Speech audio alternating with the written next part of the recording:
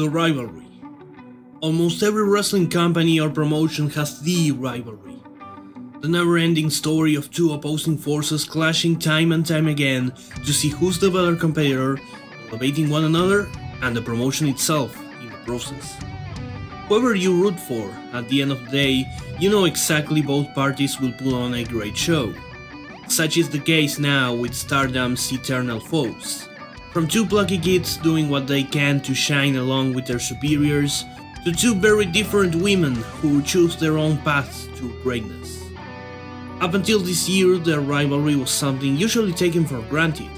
We knew they were good, we knew they had a promising future, and we knew they were born to be rivals.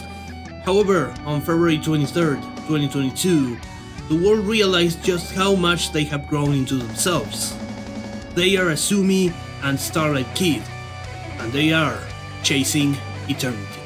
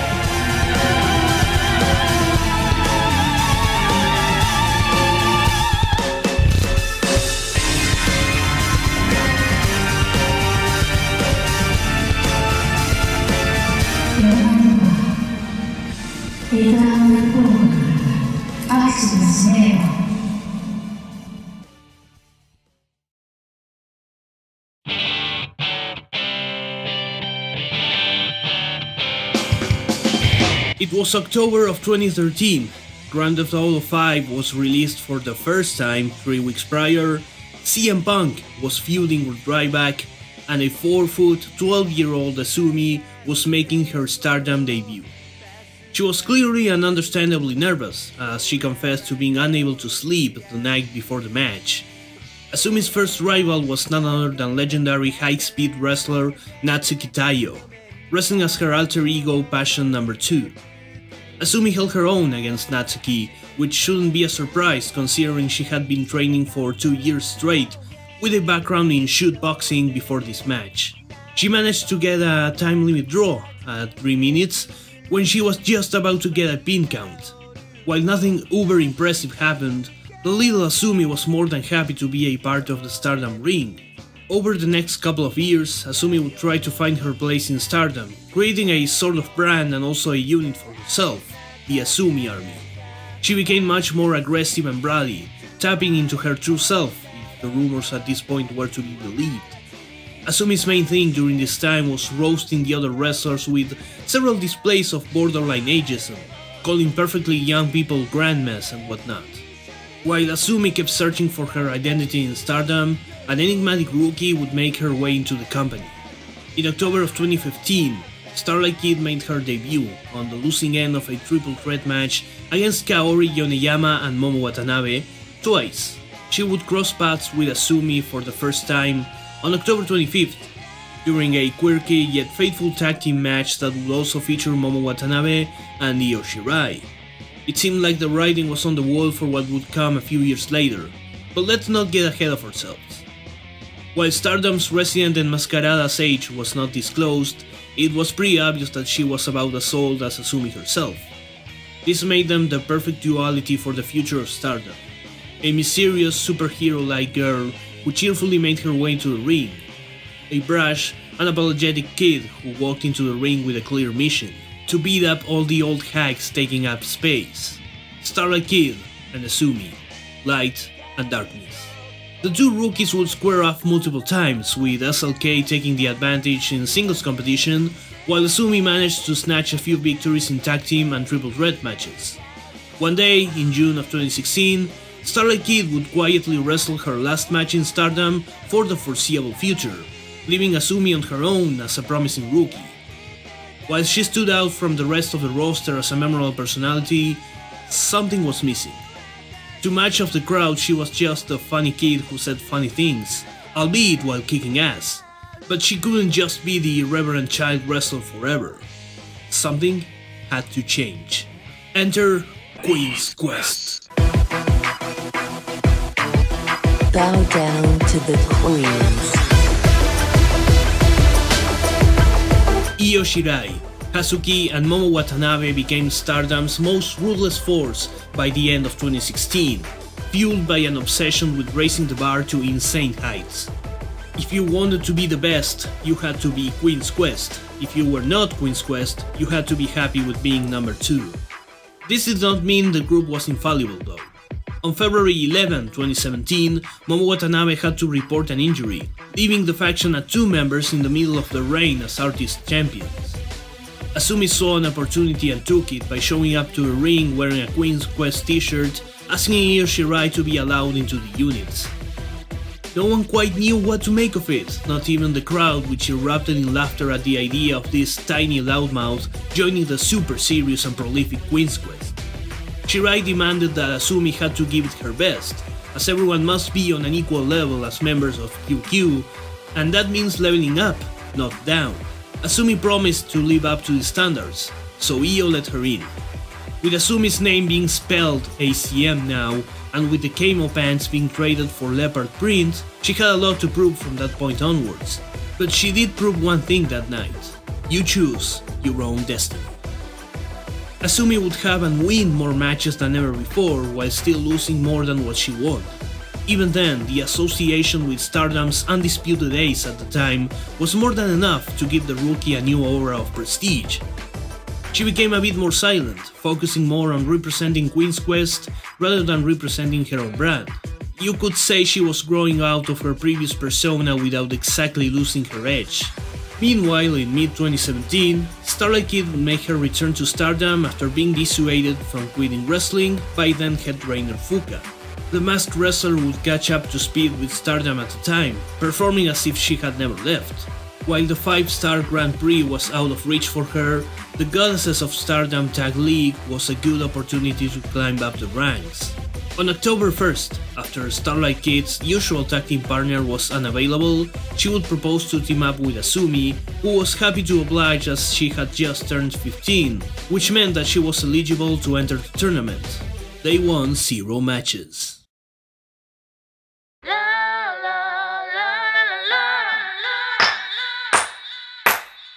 As 2017 came to a close, Starlight Kid returned to her tag team with Shiki Shibusawa and even got to experience what a title match was, with her first one being a failed opportunity for the High Speed Championship. On the other side, Queen's Quest as a whole focused more on the rivalry with Oedo Tai, which pretty much led to the creation of the unit system.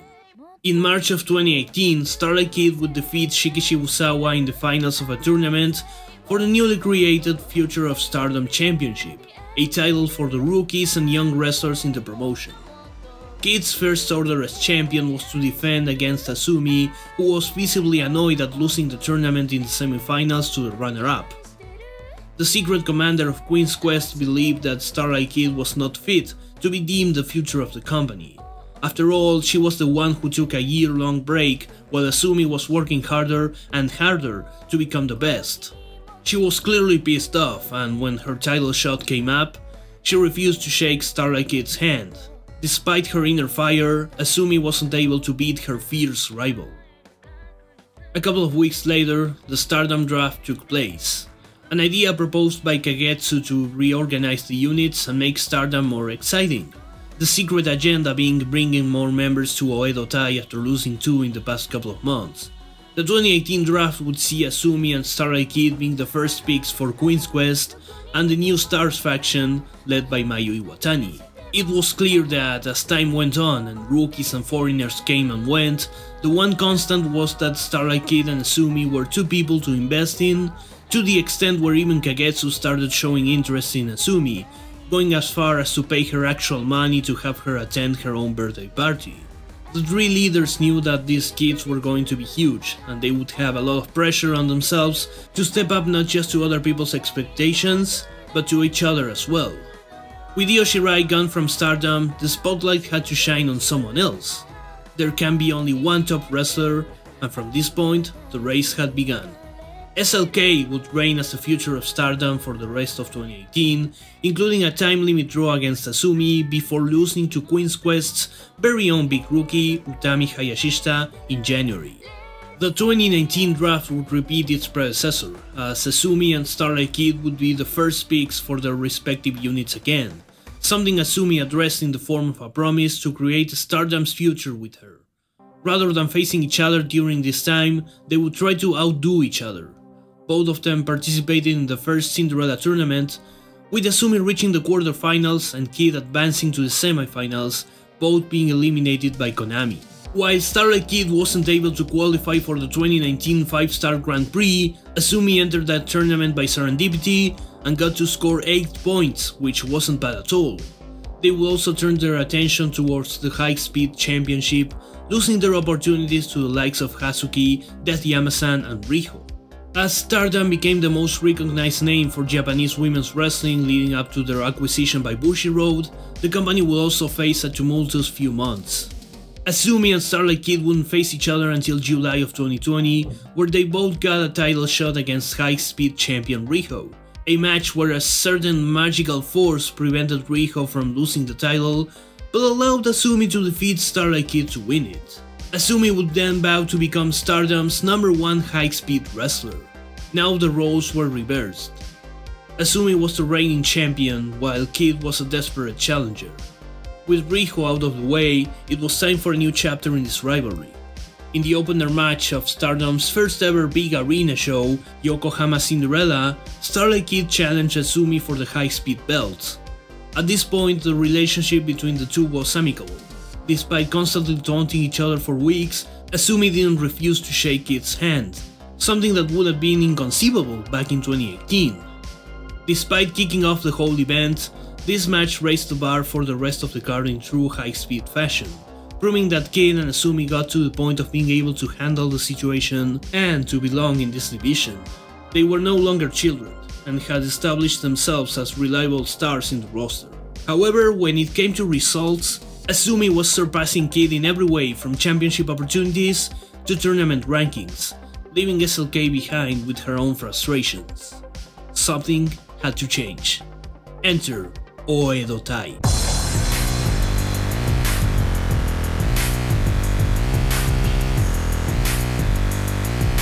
I have a video going in detail about what I'm going to briefly talk about here. This video is actually the only one on my main channel that has English audio, so if you want a more comprehensive rundown of what happened, be sure to check that out. At any rate, after having destroyed Tokyo Cyber Squad from within the previous year, Oedo Tai turned their focus on stars in the beginning of 2021.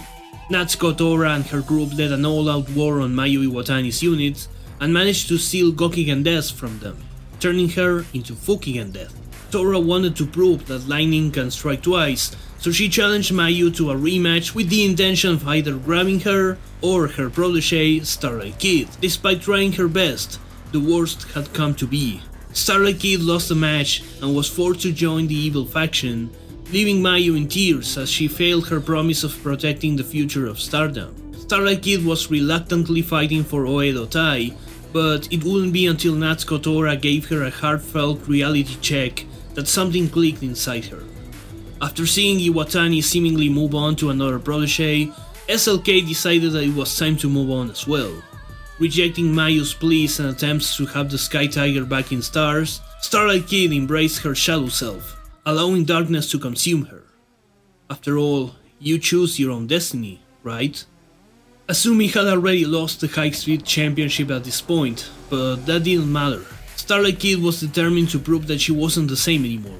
So she took the belt from Natsupoi and vowed to drain her frustrations on the championship after 6 failed attempts. She is not a proud champion in the traditional sense, she actually hates the title belt, but holding it close is the only way to make up for all the humiliation she received in the past. The only way to get revenge on anyone who ever doubted her.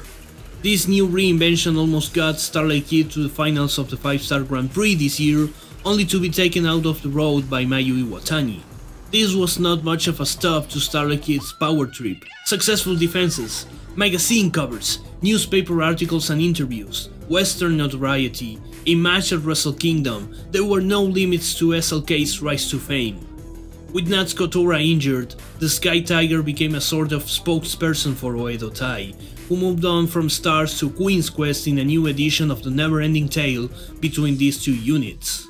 This time with Kid trying to convince Momo Watanabe to join her. This led to Queen's Quest and Oedo Tai going at it again in a match where the losing member has to join the rival unit.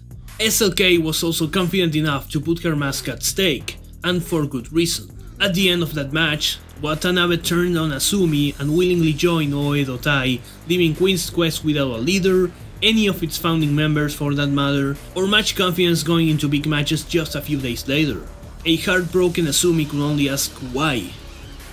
Well, Kid is an evil mastermind at this point, and bragged about mentally breaking Azumi before her high-speed title shot in a triple threat involving Koguma. Effectively, Kid pinned Koguma to retain her championship on December 29th, leaving her out of the equation for an eventual rematch against a better prepared Azumi.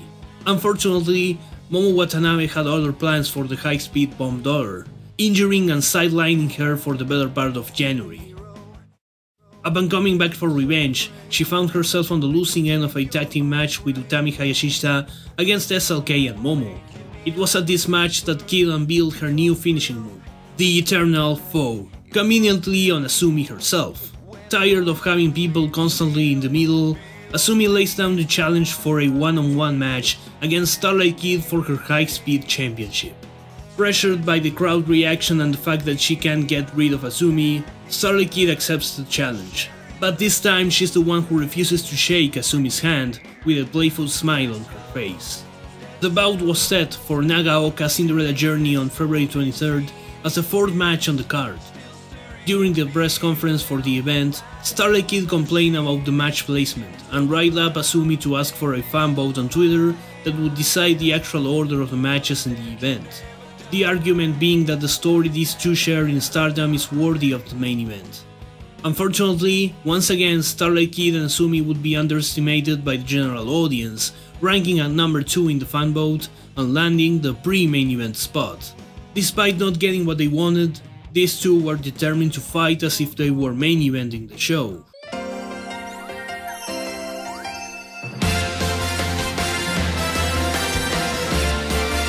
The day had come. Starlight Kid and Azumi had been through a lot in the past few years, and yet they still had something to prove.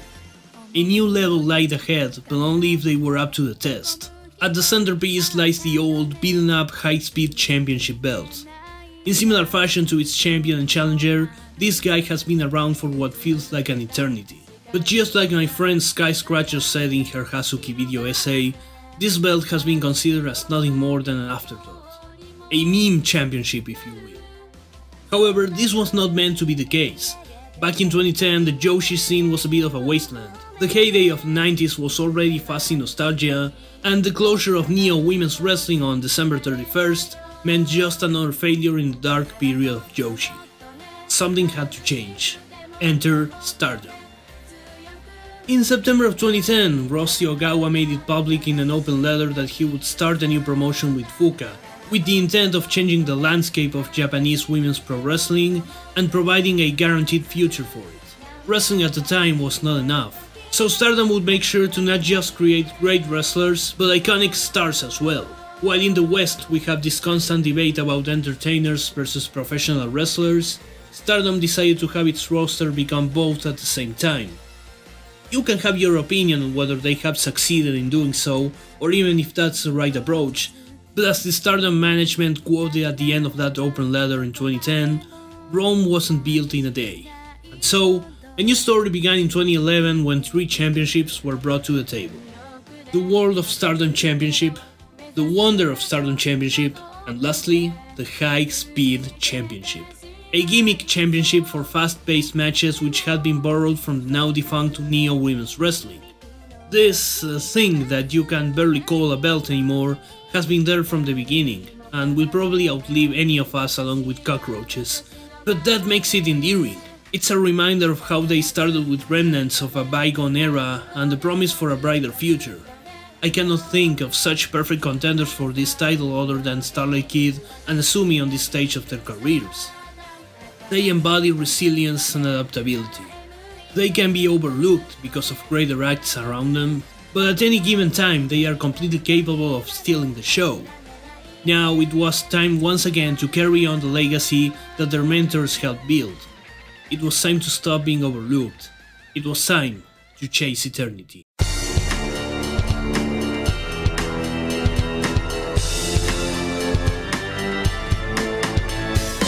It was February of 2022. Grand Theft Auto 5 was about to be released for the fourth time a few weeks later. CM Punk was feuding with MJF, and a 5-foot, 19-year-old Azumi was on a road to redemption. The lighting toned down for Azumi's entrance as the sirens went off signaling her arrival. Azumi shows up, wearing her new light purple and gold robe, reminiscent of the best that could be seen during the golden era of Joshi. On her waist she carries a punishment mask that was given to her by Starlight Kid with the goal of making Azumi wear it if she lost a match. While the Bomb Girl waits around the corner, a tiger growl prompts the entrance of Starlight Kid. Wearing her dark purple and black robe to lavishly show off her belt and the mask that represent all the women who try to take it from her. After the usual championship match ritual, the bell rings and the Eternal Foes jump straight into action with a sequence that's the norm in this kind of matches, but it's also executed almost seamlessly due to their well-developed chemistry. No one gets an advantage in these first few seconds, something that leave both Starlight Kid and Azumi standing face to face, realizing they were finally at the same level in terms of fighting skills. You could even see this reflected on their attires, being two shades of the same color, one accompanied by white, the other one being accompanied by black. Azumi and Starlight Kid, light and darkness. With this realization comes another one. If pure skill isn't enough, playing mind games is the way to go. Kid and Azumi exchange elbows to see who could hit harder, with SLK winning the exchange, but simultaneously firing up her opponent to get back up and strike her down. As it's typical of Azumi, she goes after the masked woman's arm, locking her in a submission hold that reminds me of the one she used to defeat Kid back in 2020. This time though, Azumi is not able to lock her enemy's leg, which is the key for SLK to escape the hold. The tide of the match changes as Azumi fails to perform a top rope move, being drop-kicked out of the ring by the Sky Tiger. The champion goes on to fight her challenger outside the ring, with Azumi pulling off that one sweep kick I always spam in Mortal Kombat. Kid reverts the situation with an arm drag and a penalty kick that allowed her to place her rival in the perfect position to launch herself with a quebrada. If that wasn't enough, the vicious champion hits her reliable Kitcherman suplex, but Azumi refuses to lose. Despite the clear determination and stamina of the challenger, Starlight Kid remains in her cocky attitude, which would ultimately be detrimental for her. She falls into a trap that sees her being stomped and driven out of the ring by Azumi. Uedo Tai try to protect their stablemate, but they end up being padding for Azumi to jump into. Unusual from the hoodie-wearing delinquents is their passive stance, which could be boiled down to Starlight Kid ordering them not to interfere in this one match. Azumi brings back her opponent to the ring in creative fashion. Azumi doubles down on her daredevil mindset with another double foot stomp and transitions into her match-ending armlock, which awakens Starlight Kid, who frantically does everything she can to escape. They both know Starlight Kid's right arm is her weak point right now, and Azumi targets it with multiple attacks. They have both become desperate to have the advantage, and the adrenaline ramps up. Azumi could only be stopped when Kid planted her head on the mat with a DDT. The Eternal Foes lie on the floor, almost breathless, as both Uedo Tai and Queen's Quest cheer their respective friends and the camera takes a look at the crusty and battered high-speed belt. This meme championship is the reason why these two have hurt each other like this today. Starlight Kid tries to stand up with the help of the ropes, but the damage on her arm is too much, which leaves Azumi with the advantage now. Or so she thought. A war of pinfall attempts ensues, with Starlight Kid releasing the strongest move in her arsenal, all culminating in the Eternal Foe to win the match. Or so she thought. Azumi tries to make her rival tap out again, only for her to reach the bottom rope. As the referee separates them and the heat of the moment cools off, that's when they both realize how much pain they are going through. Asumi knows she has to end this soon. The rest of the match can be described as Starlight Kid grasping at straws to survive Asumi's limb damage, with each of her moves being less and less effective, until finally, Asumi is able to lock La Numero Uno. Starlight Kid playfully mocked Asumi for incorporating this move back in December, saying that she had to learn it in order to be ready for her. And now, it is the same move that causes Starlight Kid to lose her championship to Asumi. Asumi could finally celebrate as she regained the belt she had been chasing for over 9 months. Instead of rubbing it on Starlight Kid's face like she did 2 years ago, she puts her focus on declaring that she would take on anyone to defend it as a fighting champion, showing how much she's grown not just as a wrestler but as a person as well. She would also invite Kid to wrestle again in the future. The evil tiger of Oedo Tai would not utter a word, instead taking the punishment mask and prompting Asumi to humiliate her. This is the one moment in which Starlight Kid could get what was coming to her. Almost half a year of bullying, cheating and manipulating, Asumi could finally give her a taste of her own medicine. And yet, she couldn't bring herself to it. Asumi would prefer to just bump fists and move on. Starlight Kid obliges, which is in a way even more humiliating than the punishment mask. All that trash talk for nothing. Kid couldn't avoid recognizing that during this night, Asumi was better than her. She earned that victory. And it's true, Asumi had 66% of the offense in this bout. She absolutely killed it. But it was not easy according to Asumi herself, who acknowledged Kid as her ultimate rival. Starlight Kid would take pride in the match she just had, stating that it should have main evented and it will main event in the future, but for bigger championships. This definitely feels like a graduation for Kid, who claims to be moving on to a new chapter as a singles competitor. And what a chapter that'll be.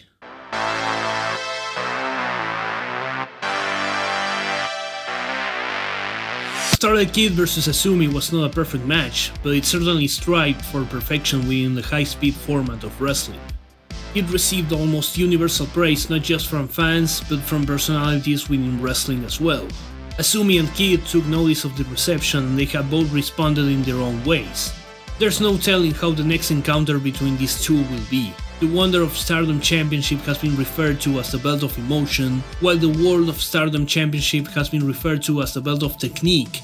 For Asumi and Starlight Kid to reach those heights in the company, they will have to adapt to those different styles as well, and that could be a testament to their talent.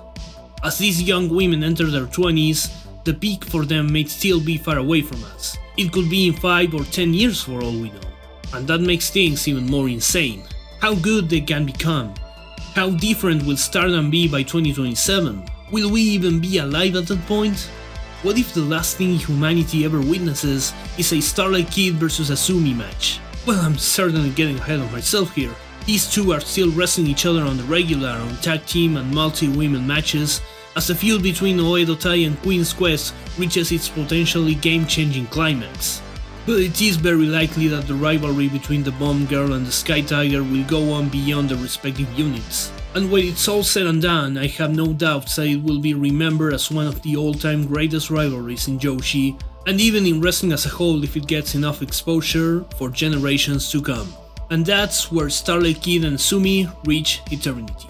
Eternity is conceived as a period of time without beginning or end, being represented accordingly throughout history. Of course, Kid and Asumi are just two human girls, but their rivalry was destined to happen. In this reality it was a given, and since it started, it's already a part of history.